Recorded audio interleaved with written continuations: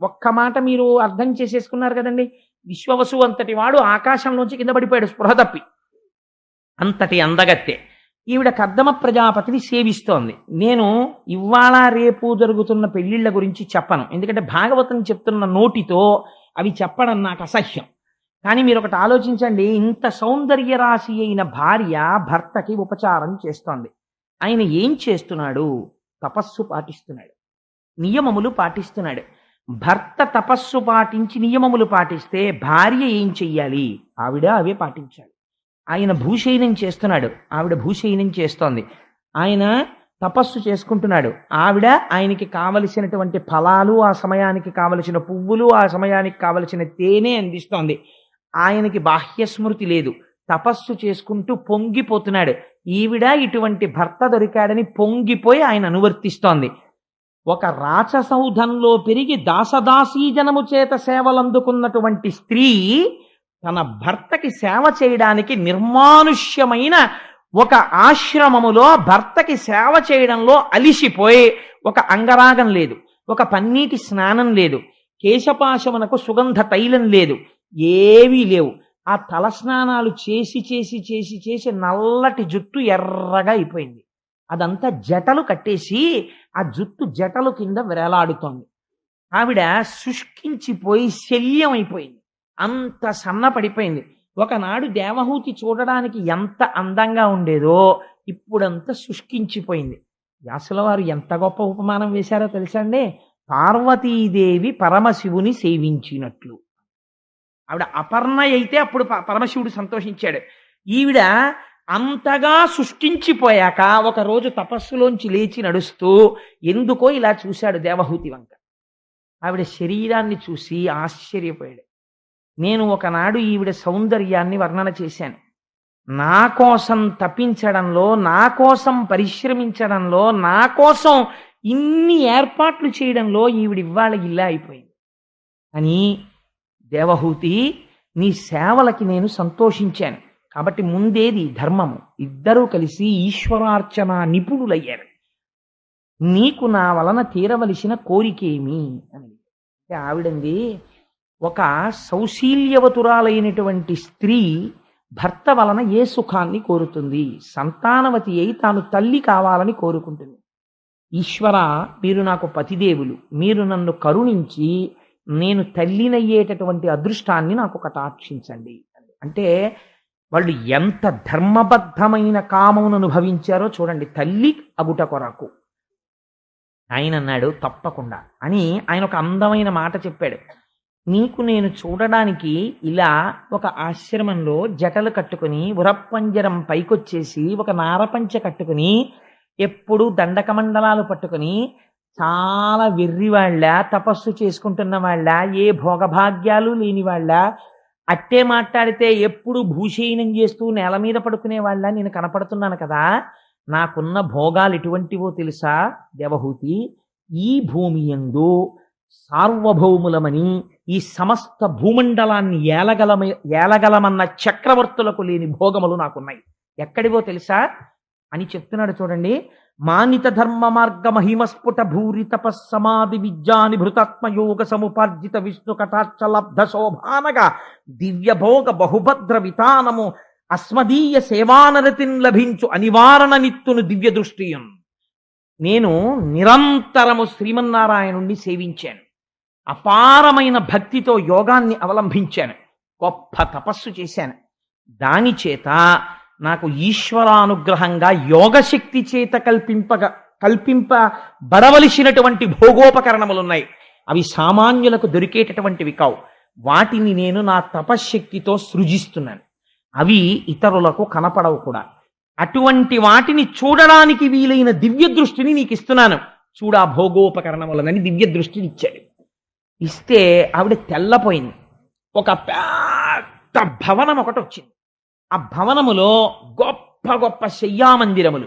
ఆ శయ్యామందిరమునకు ఏనుగుల యొక్క దంతములతో చేయబడినటువంటి కోళ్ళు, వాటి మీద మంచి మంచి ఆస్తరణములు, వాటి మీద పరచబడినటువంటి వస్త్రములు, కట్టుకోవడానికి వీలుగా వ్రేలాడుతున్నటువంటి పట్టు చీనాంబరములు, బంగారము వెండితో చేయబడిన స్తంభములు, వజ్ర వైఢూర్య మరకత మాణిక్యములు వాటికి తాపడం చెయ్యబడ్డాయి. లోపల శయనాగారములు, మళ్ళీ బయటికి వచ్చేటప్పటికి ప్రాంగణములు, అంటే మనం ఇప్పుడు డ్రాయింగ్ రూము హాల్ అంటామే అటువంటి ప్రాంగణములు, అందులో అతిథులు వస్తే కూర్చోడానికి కావలసినటువంటి దివ్యమైనటువంటి తల్పములు, తినడానికి కావలసినటువంటి మధురమైనటువంటి ఆహారములు, తాగడానికి కావలసినటువంటి పానములు, ఒక గొప్ప విమానము, అందులో మళ్ళీ ఒక శయ్య, అందులో కూర్చోడానికి ఆసనములు, ఇవన్నీ కనపడ్డాయి. ఆవిడ తెల్లబోయింది. ఎక్కడ చూసినా పుష్పహారములు, వాటి మీద వాలి గండు తుమ్మెదలు చేస్తున్నటువంటి రొద, ఆ వాటిలోంచి పడుతున్నటువంటి తేనెబొట్లు, వాటి మించి వస్తున్న సువాసన అలా నిలబడిపోయిందంటే ఈ స్థితిలో ఉన్న దేవహూతికి ఉత్తర క్షణంలో ఇవన్నీ కనపడ్డాయి. కనబడితే కర్దమ ప్రజాపతి అన్నాడు, దేవహూతి అదిగో బిందు సరోవరం, అందులో దిగి స్నానం చేసి బయటికి రా అన్నాడు. ఒక్కసారి ఆ శ్రీమన్నారాయణుడి కంటి వెంట పడిన ఆనంద బాష్పముల చేత ఏర్పడిన బిందు సరోవరమునందు ఆ దేవహూతి దిగి స్నానం చేసి పైకొచ్చింది. వచ్చేటప్పటికి పూర్వం దేవహూతి ఎంతటి సౌందర్యంతో ఉండేదో దానికి 10,000 రెట్ల సౌందర్యాన్ని పొందింది. అక్కడ ఒక 1000 మంది దివ్యమైన కాంతలు కనపడ్డారు. వాళ్ళు వచ్చి ఆవిడికి పట్టుపుట్టములు కట్టి అంగరాగములు నలది, ఆవిడికి చక్కటి కేశపాశమును ముడివేసి అందులో రకరకాలైన పువ్వులు పెట్టి రకరకాలైన హారములను అలంకరించి ఒక నిలువుటద్దం పట్టుకొచ్చి ఆవిడ ముందు పెట్టి, అమ్మా చూసుకోని సోయగం అన్నారు. అద్దంలో దేవహూతి తన సోయగాన్ని తాను చూసుకుని వెంటనే తన భర్తని స్మరించినది. ఎంత ధర్మం ఉందో చూడండి. అందులో అంతకన్నా నేను వ్యాఖ్యానం చేయక్కర్లేదు. భర్తని స్మరించినది. ఉత్తర క్షణం కర్దమ ప్రజాపతి ప్రత్యక్షమయ్యాడు. ప్రత్యక్షమై మనం ఎవరు అనుభవించని భోగములను అనుభవిద్దాం దా అన్నాడు అని విమానం ఎక్కించాడు. ఆ విమానం ఎటువంటి విమానమో తెలుసా అండి? ఏదో ఏసీతోటి వాటితోటి భూమి మీద ఉండే ఇల్లు కాదు. అది సమస్త లోకముల మీద ఎవరికీ కనపడకుండా తిరగగలిగినటువంటి విమానం. అటువంటి విమానంలో వాళ్ళు తిరుగుతున్నారు. తిరుగుతూ ఆ భోగములను అనుభవిస్తూ ఆ మధుర పదార్థములను సేవిస్తూ ఇద్దరూ ఆనందంగా క్రీడిస్తూ ఆ విమానము మేరుపర్వత శిఖరముల మీద దిగింది. దిగితే దాని చర్యలలోకి వెళ్ళారు. అక్కడ గంధర్వులు, యక్షులు, కిన్నెరులు, కింపురుషులు, దేవతలు ఆ మేరుపర్వతాన్ని చుట్టి వస్తుంటాయి. గ్రహాలన్నీ ఎప్పుడు మన సత్యనారాయణ వ్రతంలో సుబ్రహ్మణ్య శర్మ గారు ఆవాహన చేశారు కదా, రాహుకేతువులు తప్ప మిగిలిన వాళ్ళందరూ ప్రదక్షిణ పురస్సరంగా వస్తుంటారు.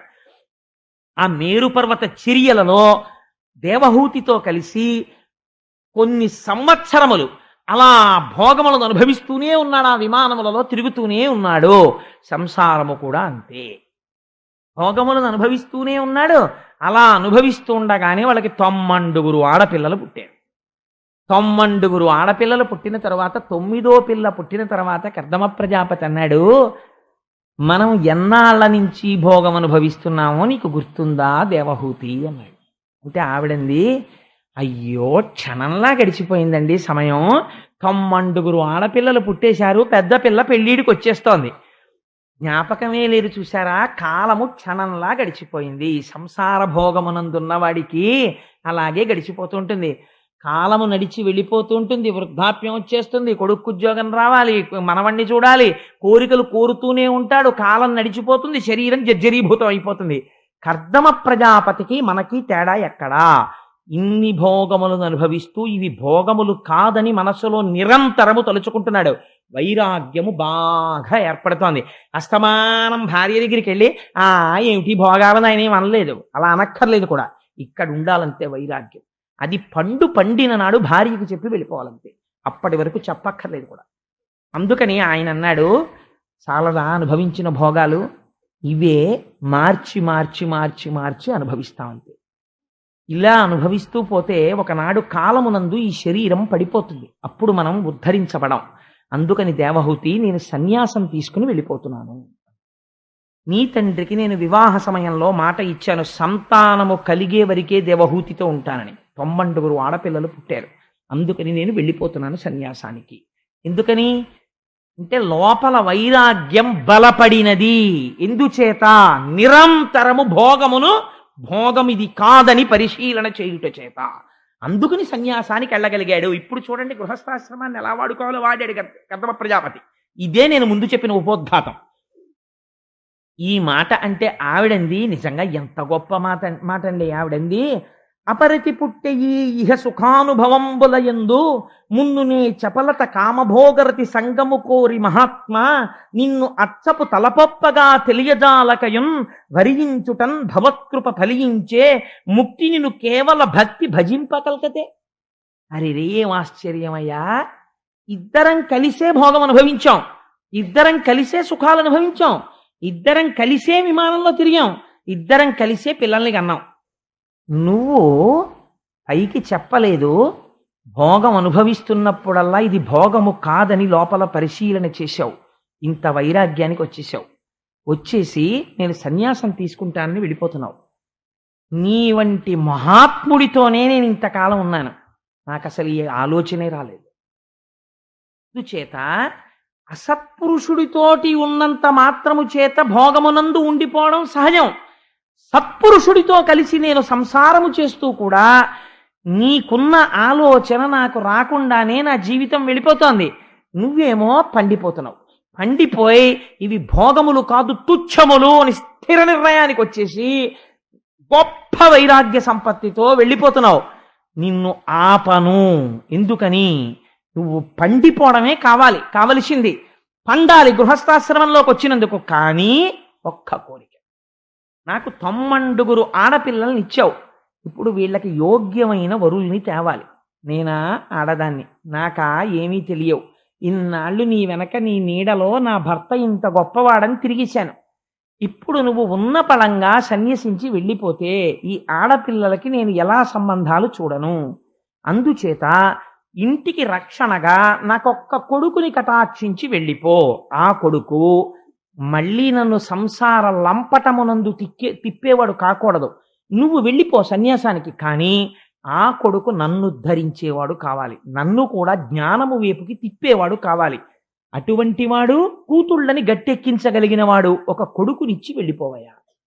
ఆయన అన్నాడు, షహబాష్, గొప్ప కోరిక కోరావు, అందుకని నీకు ఒక కుమారుణ్ణి ఇవ్వడానికి నేను అంగీకరిస్తున్నాను అని కర్దమ ప్రజాపతి యొక్క తేజస్సు యందు శ్రీమన్నారాయణుడు ప్రవేశించాడు. దేవహూతి యొక్క గర్భములోకి ప్రవేశించి ఆయన కుమారుడై కపిల భగవానుడనేటటువంటి పేరుతో బయటికి వచ్చాడు.